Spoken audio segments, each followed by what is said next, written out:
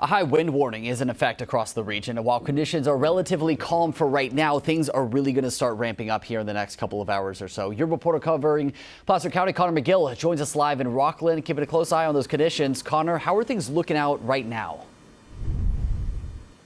Yeah, Brady, we're fairly calm at this point in time with wind gusts just sitting at 17 miles per hour. But by midnight, as Nick mentioned, that's when things will start to intensify here. Now, as we talk about this system coming on through, it's important to understand what all these numbers mean. So let's get into the difference between what wind numbers mean versus what gust numbers mean here.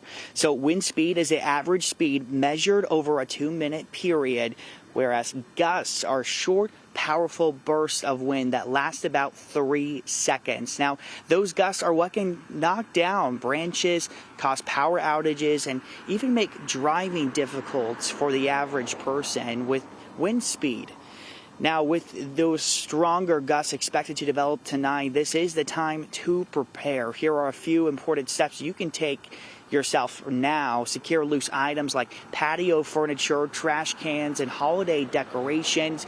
Bring those pets inside to protect them from flying debris or falling branches. And use caution while driving, especially on open roads and bridges where gusts can hit suddenly. And the last one on this list, park smart. Avoid parking under large trees or near power lines. Now, we're in this neighborhood in Rockland called Pebble Creek Drive, a popular spot for people to check out Christmas lights. And as we've gone down this area, we've wondered, with the wind gusts expected to pick up, what will that mean for all those decorations? Well, we are speaking with some of the neighbors on this street about how they're feeling about this system that's rolling through. Brady? Yeah, Connor, let's hope they all are battening down the hatches at this point. All right, thank you.